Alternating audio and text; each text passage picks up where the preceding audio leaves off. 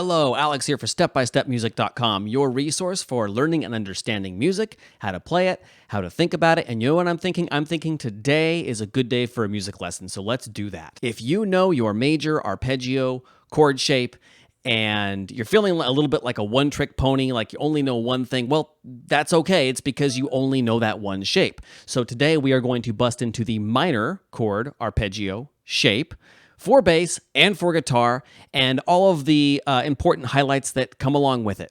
So jumping right into the shape of your minor chord arpeggio, here we have it right here. I'm showing you the fingerings. So fingers 1, then 4, then 3. We'll look at this in a second on the bass. And then I'm showing you the scale degrees. So if you need some help understanding scale degrees, go ahead and check out my video on that. I'm going to start us off on a 4-string bass here just because it's really easy to see. And it's the same shape for bass or guitar. So this is our fingering for the minor chord arpeggio shape, which is, of course, the notes of a minor chord played one at a time. I've got finger 1, finger 4, finger 3.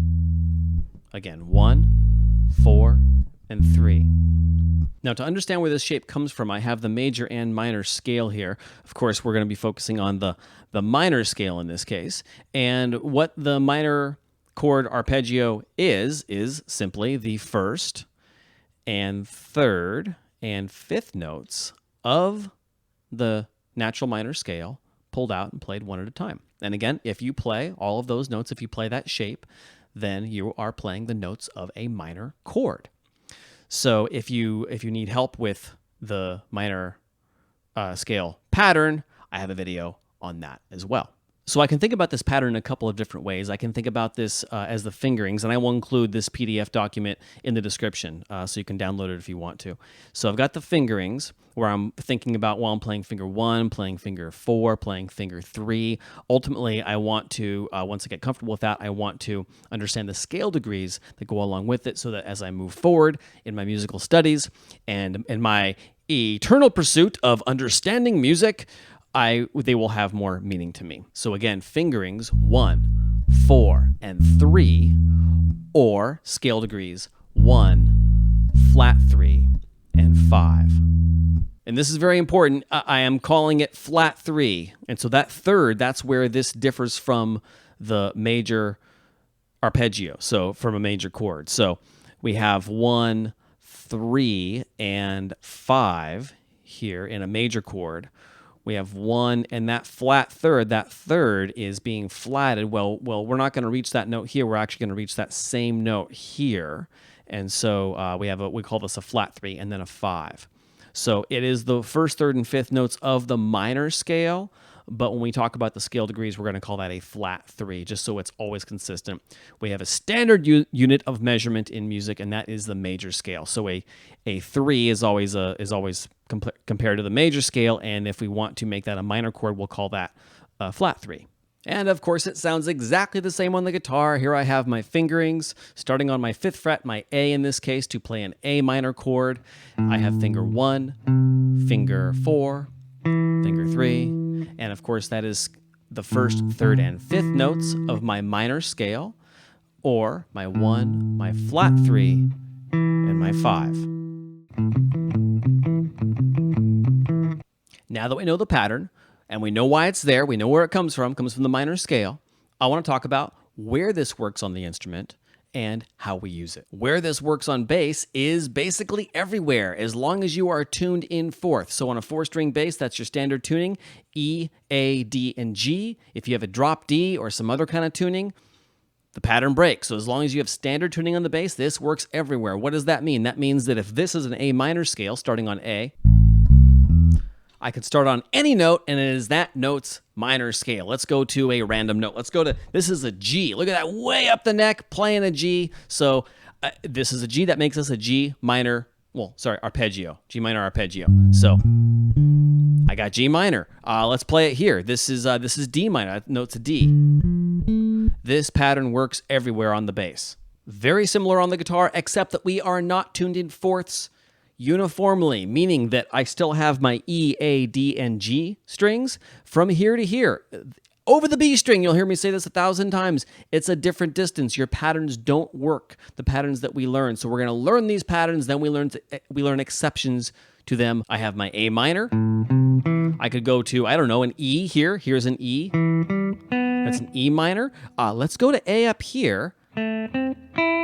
Still works because I'm still within this section right here. I have not crossed that B string. Let's just try that. Let's see how that works. I'm going to start on, I'll start on a C right here, and I'm going to play the same pattern. Ooh, didn't work. I crossed the B string, therefore the pattern breaks. But, there's a but, right here between these two strings, I'm over the B string. I'm in my safe zone, which means I can use that pattern again. Let's take my E right here on the 5th fret of my B. Again, doesn't really matter what note it is. As long as I'm staying within my strings that are tuned in fourths, I will be playing a minor chord.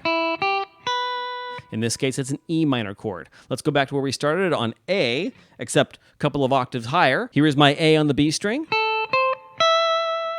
And again, I'm just playing that pattern. Finger 1, finger 4, finger 3, or scale degrees 1, flat 3, and 5. Works every time. Unless you cross over the B string. I warned you about that. Here's how we use this information. If someone is playing a minor chord, in this case, the A minor chord in today's example, then I want to probably play notes that work well with that chord.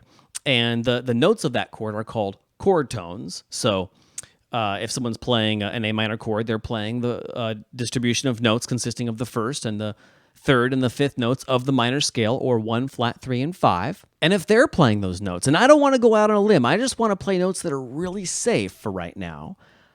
If I play those same notes, they're likely to sound at least okay. This is what melodies are made of. This is what bass lines are made of. This is what violin parts are made of. Saxophone, trumpet, clarinet, sousaphone, 8-string bass, 9-string guitar, vibraphone. This works on pretty much any pitched instrument. So if I'm looking to come up with a bass line, for example, that goes to an A minor chord, I would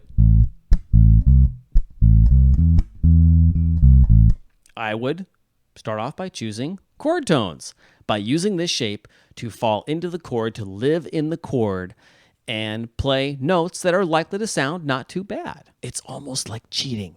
It's like playing notes that you know are going to work. Is that cheating? Same thing on the guitar. If someone's laying down an A minor chord for you,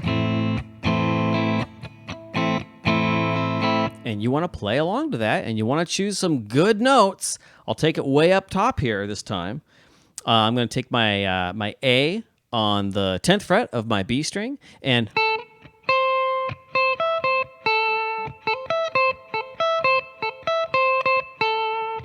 I'm just going to play the chord tones. It's a way to make good, safe, informed choices with your musical choices that are going to sound pretty good with the existing chord. Rule number 1, don't sound terrible. Do no harm, right?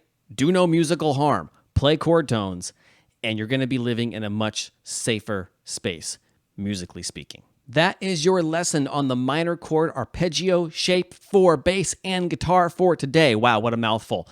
I appreciate you showing up. I appreciate you putting in the work. Remember, if this is hard, it's always hard when you start off. So just keep at it. Keep going.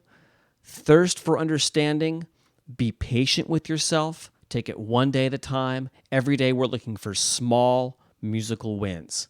We're not going to climb the mountain in a day. We're just going to put one foot in front of the other, and you will get this, I promise. I love that you showed up today. I love that you stayed for the end of the video. If you have not subscribed, please do that. That helps me make more content for you. If you liked the video, like the video. If you didn't like the video, maybe leave a comment and let me know why. Let me know what I could do better, and let me know if you have topics that you'd like me to cover in future videos. My name is Alex, and you know where to find me. Here comes the music and the website.